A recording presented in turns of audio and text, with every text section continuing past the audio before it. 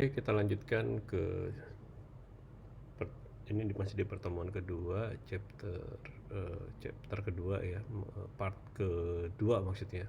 Jadi pertemuan kedua, part kedua, eh, kita lanjutkan. Ini bicara tentang media snapshot ya. Jadi tangkapan dari media. Media sering melaporkan bahwa ada mismanage, bahwa ada manajemen yang salah di dalam memanage project IT, yang di dalamnya juga termasuk ini website, ada masalah di website healthcare.gov ya di 2013 ini, masalah di websitenya kesehatan Amerika. Kemudian Forbes ini mengeluarkan artikel yang disebut Healthcare Gov Diagnosis the Government Broken Every Rule of Project Management. Jadi di Amerika sempat ribut tahun 2013 pada saat peluncuran website healthcare.gov. Kemudian Presiden Obama kemudian membentuk Obama Trauma Team of Star Performer from several organization to help fix the site. Jadi karena proyeknya itu kemudian bermasalah, Presiden Barack Obama kemudian mengumpulkan orang-orang pilihan ya, kemudian untuk bisa menyelesaikan permasalahan itu. Kemudian the important of top management commitment, ini pentingnya komitmen dari manajemen puncak. Orang-orang yang di dalam posisi manajemen puncak ya adalah kunci dari stakeholder, para pihak yang berkepentingan, yang berkepentingan di dalam project. Kemudian a very important faktor yang paling penting di dalam menolong project manager sukses memimpin organisasi project is the level of commitment. Berapa level komitmen dari pimpinan itu tadi, and support the receive from top management. Jadi berapa level komitmennya dan bagaimana support dari yang diterima dari top management. Without top management commitment, many project will fail. Jadi tanpa komitmen dari manajemen puncak, maka banyak project itu akan gagal. Some project have a senior manager called a champion. Beberapa project memiliki senior manager yang disebut dengan juara, who act ya, yang bertindak as key proponent for a project, kunci penting ya di dalam sebuah project. Jadi kalau di dalam sebuah project tidak ada komitmen pimpinan, maka akan sulit. Contohnya ya di Samarinda lah, di Samarinda kalau tidak ada komitmen wali kota, maka akan sulit, kita akan merubah. Di Indonesia contohnya juga kita berkali-kali dengar bahwa akan ada reformasi birokrasi. Sepanjang tidak ada perubahan yang signifikan dari pimpinannya, maka di bawah tidak akan berhasil. Project apapun, sangat banyak project IT yang berbasis untuk menyelesaikan masalah reformasi birokrasi. Nah, sepanjang tidak ada komitmen dari puncaknya, maka tidak akan terjadi ini. Seperti Surabaya itu sangat komit sekali pimpinannya, sehingga di bawahnya bekerja itu berdasarkan itu tadi, guide atau komitmen dari pimpinan puncak. Kemudian how top management can help project manager, bagaimana manajemen puncak tadi seperti CEO, vice president dan lain-lain membantu project manager. Dia kemudian salah satunya adalah providing adequate resources, atau menyediakan sumber daya yang adequate, atau yang inilah ya istilahnya, bahwa sumber dayanya itu tersedia gitu, proper ya, selain adequate juga proper. Jadi menyediakan sumber daya. Jadi kalau kita mau butuh anggaran untuk beli apa gitu, duitnya ada. Kemudian kita mau hire orang, kita punya budget untuk meng-hire. Nah, ini istilahnya providing adequate resources ya.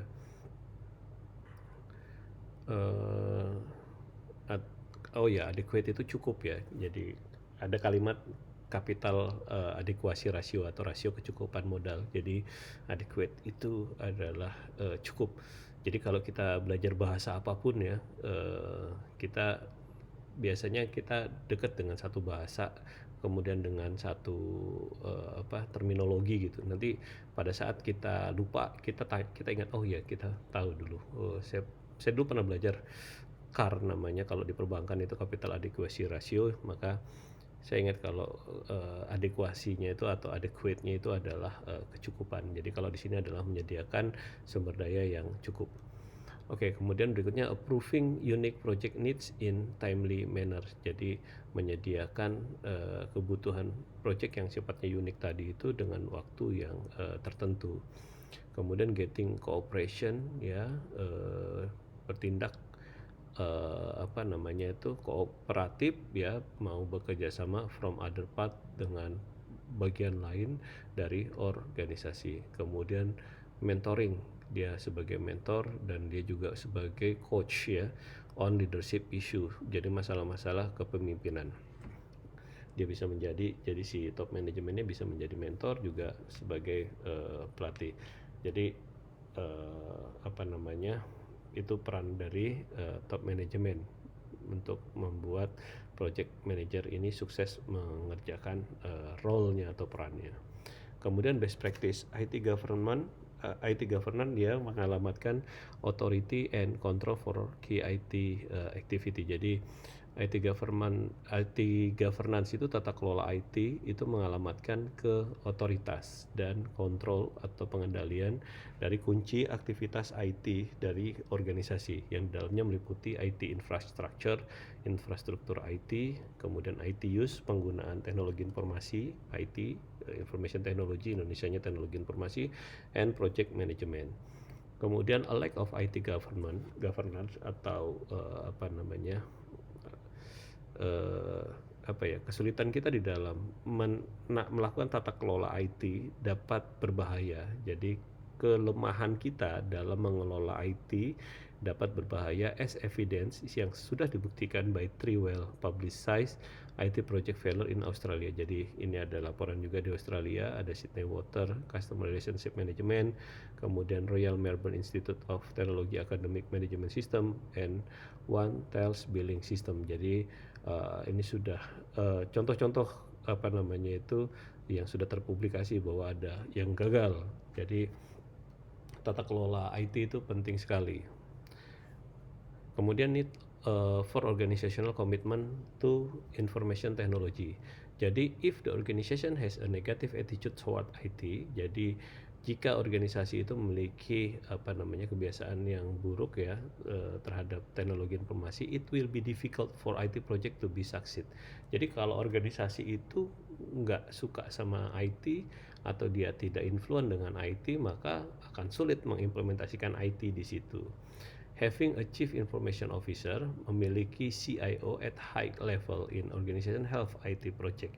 Jadi kalau di organisasi ada jabatan chief information officer, biasanya kalau perusahaan-perusahaan IT sudah ada, ini akan membantu organisasi untuk mengimplementasikan IT project. Kemudian assigning non-IT people to IT project also encourage more commitment. Jadi kalau kita punya project IT, kita nggak bisa hanya meng-hire orang IT, kita harus meng-hire juga orang non-IT, karena ini bisa meningkatkan komitmen, ya, on encourage more commitment.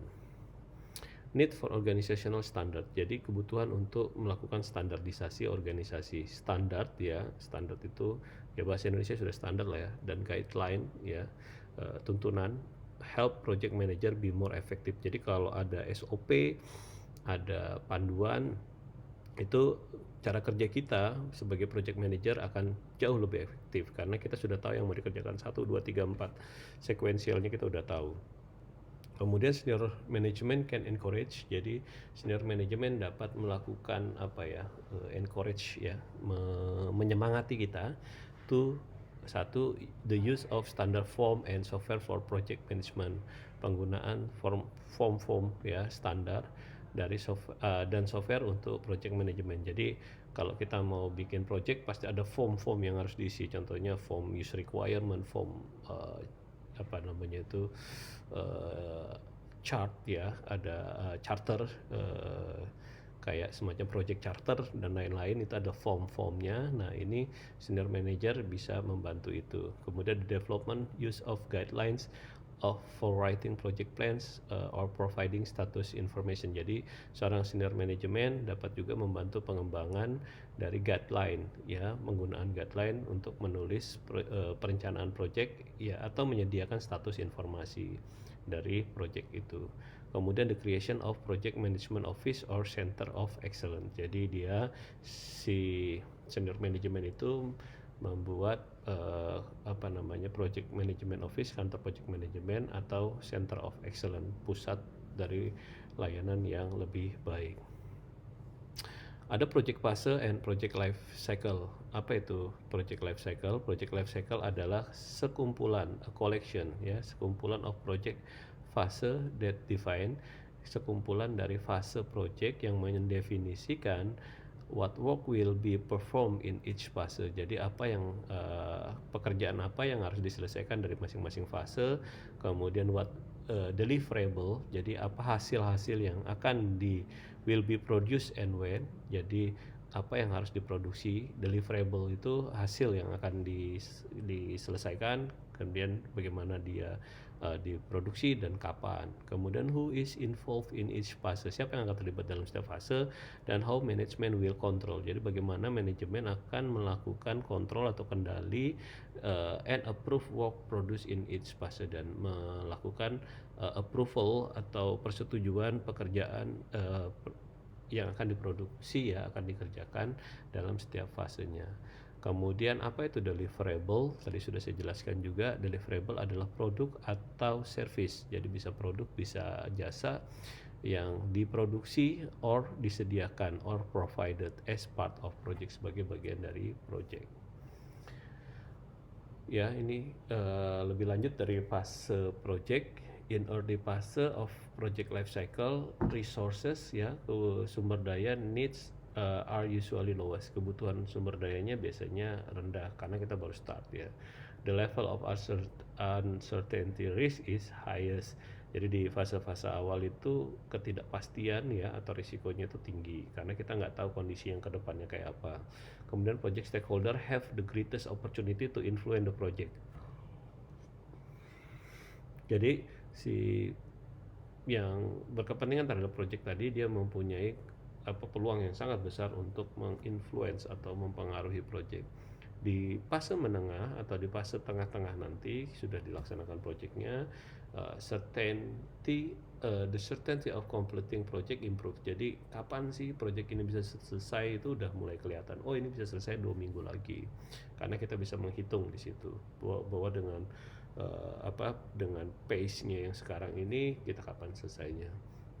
Kemudian more resources are needed. Kalau sudah di pertengahan, kita akan sangat butuh sumber daya, mau manusia, duit, dan lain-lain. Kemudian the final fase atau fase akhir dari project life cycle fokus ke memastikan the project requirement were met. Jadi semua kebutuhan dari user pada saat kita requirement di awal atau kita menganalisis kebutuhan di awal itu sudah terpenuhi. Kemudian the sponsor approve completion of project. Jadi si sponsor kemudian setuju bahwa project ini memang sudah selesai, gitu.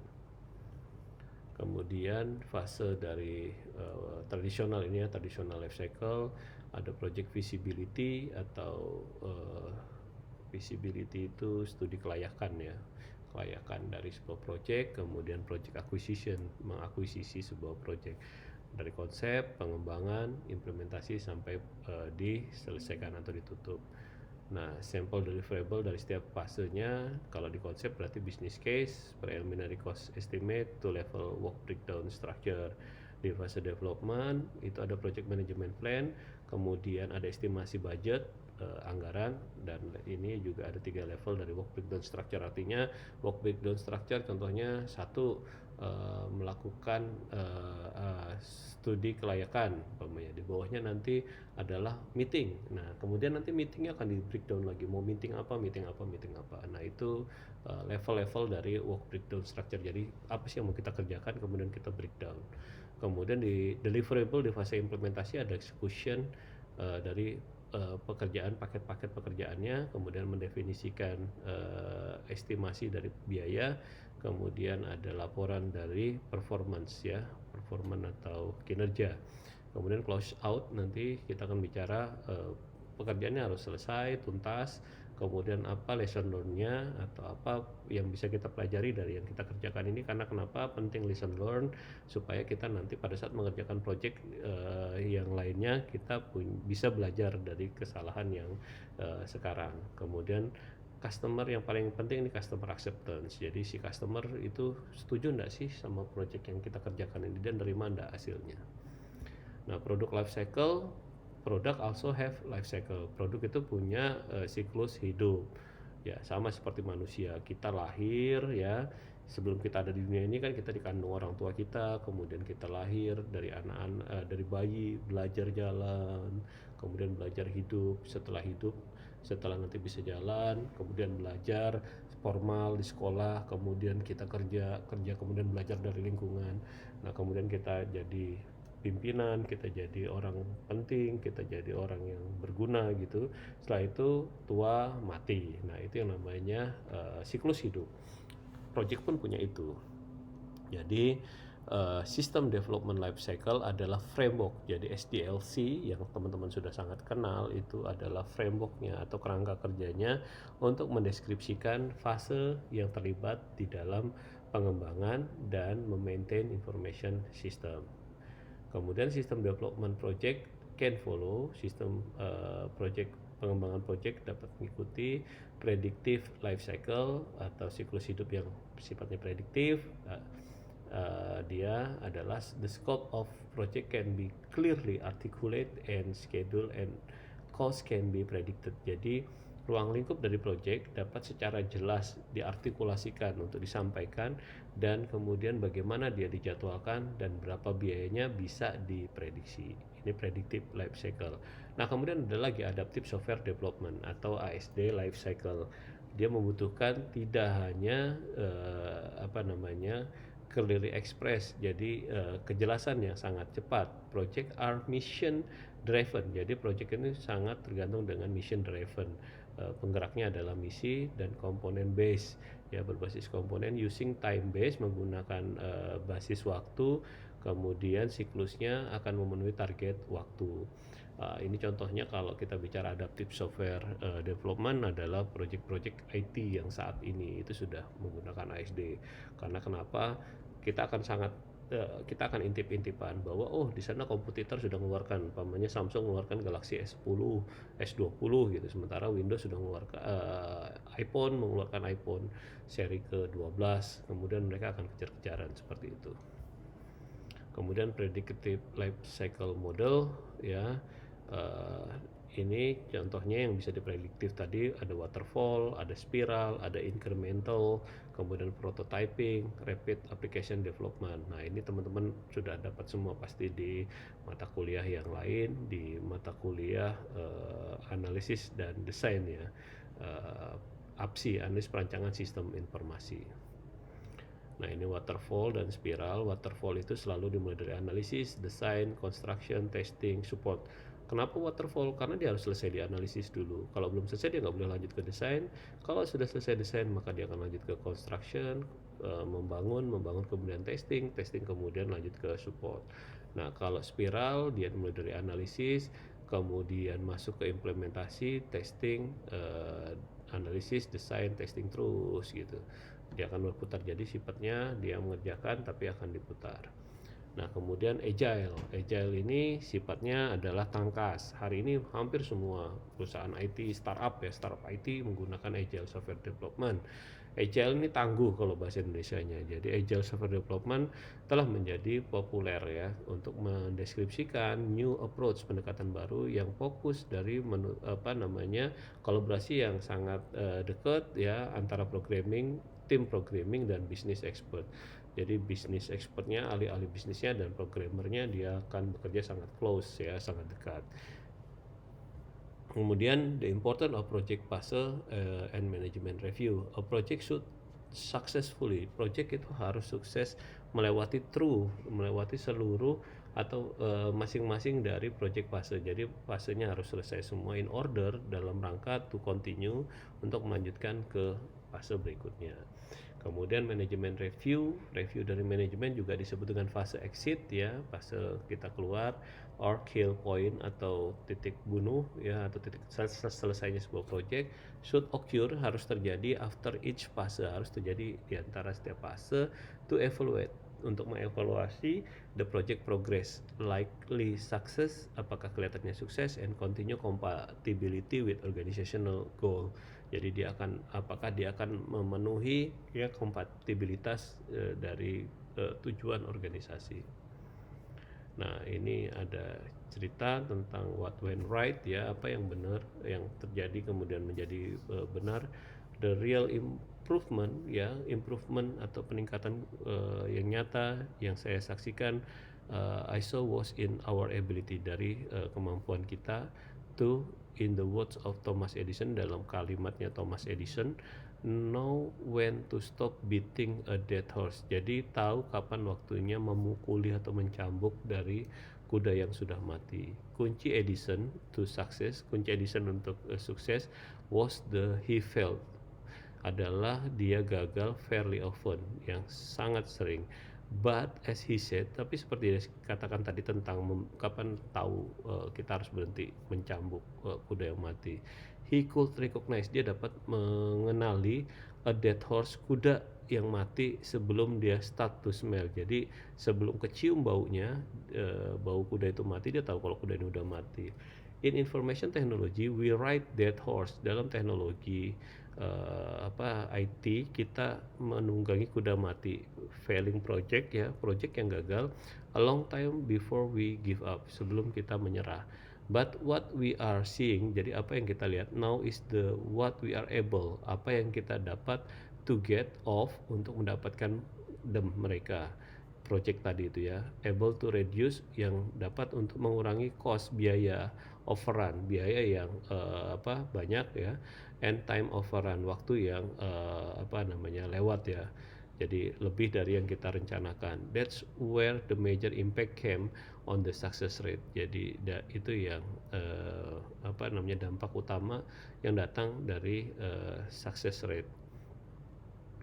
Kemudian many organization like Huntington Bacares Incorporation use an executive steering committee, menggunakan executive SC to help keep project on the track. Jadi dia punya steering committee dari eksekutifnya untuk memantau apakah kita behind schedule or on the track ya. Some projects still go on and a long time before being killed, like Blizzard Titan game project. Jadi banyak project-project itu sebenarnya sudah harus dibunuh, karena kenapa, kalau dilanjutkan juga ya akan menguras sumber daya. Jadi kalau seperti kata Edison banyak, kalau kita bicara dari kisah Thomas Alva Edison ini, dia banyak melakukan penelitian. Jadi tahu kapan dia harus stop, kapan ini. Bagaimana kalau cerita tentang Thomas Alva Edison, teman-teman bisa carilah banyak film yang berkaitan dengan itu, bagaimana kisah hidupnya sampai dia berantem dengan Tesla, bagaimana Tesla kemudian menggugat si Edison, ini juga sudah banyak difilmkan autobiografinya. Jadi mungkin part 2 sampai di sini, kita lanjutkan ke part berikutnya.